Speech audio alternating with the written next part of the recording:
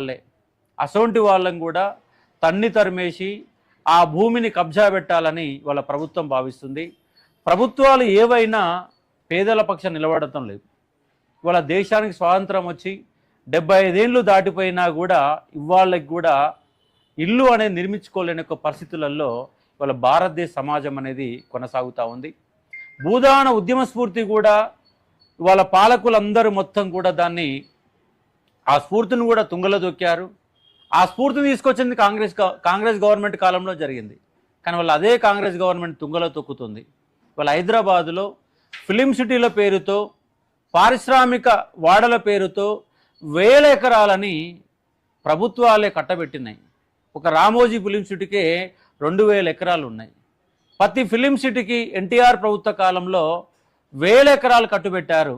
ఇవాళ ఉన్నటువంటి బంజారాహిల్స్ ప్రాంతాలు లాంటి ప్రాంతాల్లో కూడా 1300 ఎకరాల భూమిని కూడా ప్రభుత్వం దారాదత్తం చేసింది. అసొంటి వందల వేల ఎకరాలని ఉన్నతమైన ధనవంతులకు ఇచ్చిన ప్రభుత్వం నిరుపేదల కోసం కనీసము ఉండడానికి చిన్న గుడిసేసుకుని ఇల్లు కట్టుకుంటే కూడా ఆ ఇండ్లని ఎలాంటి ముంద సమాచారం లేకుండా అర్ధరాత్రి అపరాత్రులు లేకుండా కూలగొట్టి పేదల బతుకులలో వాళ్ళ నీళ్లు పోసిన ఒక సందర్భం ఇవాళ మనకు కనబడతా ఉంది. కాబట్టి ఇవాళ విశారదన్న ఇవాళ ఆ నేల పట్ల యొక్క బాధితుల వెలుగు పట్ల యొక్క బాధితుల కోసం ఇవాళ అలుపెరగని పోరాటం చేస్తూ ఉన్నారు. ఇవాళ 3 రోజులుగా ఆమరణ నిరాహార దీక్ష చేస్తూ ఉన్నారు.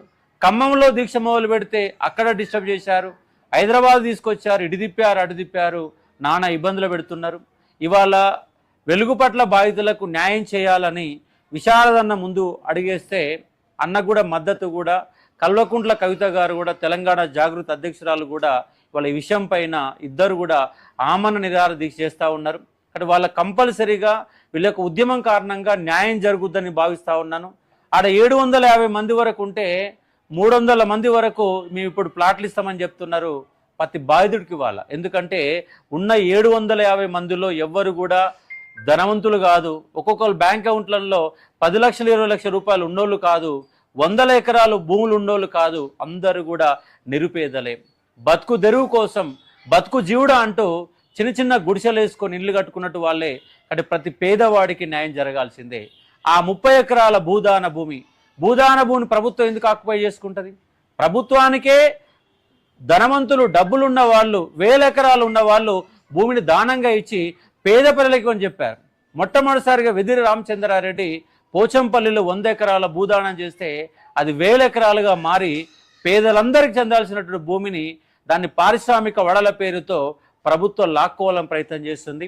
దానికి వాళ్ళ మద్దతుగా ఆ బీద ప్రజల మద్దతుగా ఆ బాధితుల పక్షాన విశారదన్న ఇవాళ నిలబడి కొట్లాడుతూ ఉన్నారు.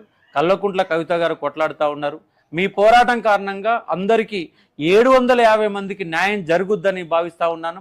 నా వంతుగా ఒక విద్యార్థి నిరుద్యోగుల పక్షాన కొట్లాడుతున్న నేను కూడా మీకు సంపూర్ణ మద్దతు ప్రకటించడం జరుగుతుంది. అవసరమైతే మీ పోరాటంలో కూడా నేను భాగస్వామిగా మారి మీతో పాటు నీ ఖమ్మ వరకు ఎక్కడికైనా రావడానికి సిద్ధంగా ఉన్నాను. కాబట్టి అక్కడ కూడా చాలామంది పిల్లలు మొన్న 10th క్లాస్ ఎగ్జామ్స్ జరుగుతూ ఉన్నాయి, ఎగ్జామ్స్ రాసే పరిస్థితి లేదు. పక్కన చిన్న చిన్న భవనాలలో సామూహికంగా ఉంచారు. అక్కడ 4 బాత్రూమ్లే ఉన్నాయని చెప్పేసి నిన్న కూడా బాధితులంతా గోడు వెళ్ళబోచుకున్నారు ప్రెస్ క్లబ్కి వచ్చేసి. కాబట్టి ఇంటర్మీడియట్ ఎగ్జామ్ జరుగుతున్నాయి, 10th ఎగ్జామ్ జరుగుతున్నాయి. ఈ నేపథ్యంలో అక్కడ విద్యార్థులు కూడా ఇబ్బంది పడుతున్న సందర్భం కనబడుతుంది. కాబట్టి బాధితులకు న్యాయం జరిగే వరకు విశారదన్న వాళ్ళకు అండగా నిలబడతాడు. అన్నకు కూడా మేము అండగా నిలబడి మద్దతు సంపూర్ణంగా ప్రకటించి మీతో కలిసి పోరాటం చేస్తామని ఈ సందర్భంగా స్పష్టంగా చెప్పదలుచుకున్నాను. Thank you.